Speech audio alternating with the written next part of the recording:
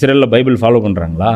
பைபிளுடைய சட்டங்களை ஃபாலோ பண்ணுங்கப்பா. நீங்கள் குரான்லாம் பண்ணாதீங்க, ரெண்டாம் பட்சம். உங்கள்கிட்ட அவ்வளோலாம் எதிர்பார்க்கல. நீங்கள் பைபிளை ஃபாலோ பண்ணுங்க. அமெரிக்காட்டெலாம் நாங்கள் பெருசாக எதிர்பார்க்கல. நீங்கள் பைபிளை ஃபாலோ பண்ணுங்க. நீங்கள் தௌராத்தை ஃபாலோ பண்ணுங்க, நீங்கள் இஞ்சியில் ஃபாலோ பண்ணுங்க, நாங்கள் குரானை ஃபாலோ பண்ணுறோம். 3 பேரும் ஒரே மாதிரி தான் இருப்போம். எல்லா இடத்துலையும் பன்றி ஹராமு, எல்லா இடத்துலையும் மது ஹராமு, எல்லா இடத்துலையும் விபச்சாரம் ஹராமு, என்ன எல்லா இடத்துலையும் கொலை ஹராமு, எல்லா இடத்துலையும் பொய் பேசுவது ஹராமு, எல்லா இடத்துலையுமே அப்படி தான். எல்லா சரியத்திலும் அதான் கொடுத்துருக்கான். இப்போ இந்த வசனங்களுக்கு வருவோம். நிச்சயமாக நாம் தௌராத்தை இறக்கினோம், அதில் நேர்வழி காட்டுதலும் ஒளியும் இருந்தது. முஸ்லிம்களாக இருந்த நபிமார்கள் அனைவரும் அதை கொண்டே இந்த யூதர்கள் என்று அழைத்து கொண்டவர்களுக்கு தீர்ப்பளித்து வந்தனர். அல்லாஹ் எப்படி குத்தி காட்டுறான் பார். நான் அனுப்புன நபிமார்கள் முஸ்லிம்கள், ஆனா இவனுங்க வச்சுக்கிட்ட பேரு யூதர்கள்.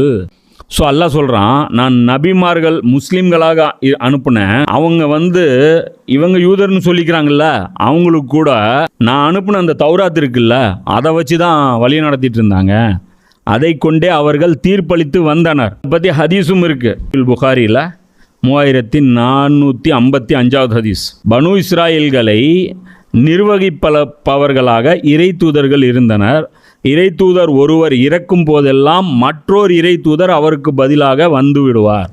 மேலும் எனக்கு பின் எந்த இறை தூதரும் வரப்போவதில்லை. ரசூலுல்லாஹ் சொல்கிறாங்க, எனக்கு அப்புறம் எந்த இறை தூதரும் கிடையாது. ஆனால் பனி இஸ்ராயல்களுக்கு இப்படி அல்லாஹ் நிலைமை வைக்கல.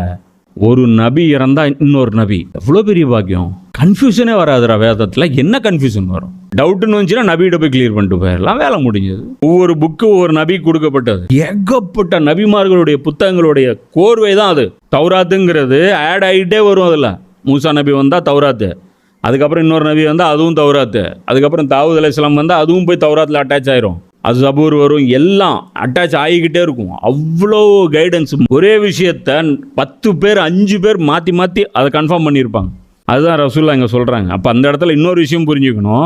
இந்த அரபியில் என்ன வார்த்தை வருது அப்படின்னா, அந்த புகாரி ஹதீஸில் கானத்து பனு இஸ்ராயில தசூசுஹுமுல் அன்பியா. தசூசு அப்படின்னா என்ன? சியாசத்துன்னு அர்த்தம். சூசு அப்படின்னா சியாசத்து. இப்போ இன்றைக்கி ஹிந்தியில் மீனிங்கும் சியாசத்தும்பாங்க.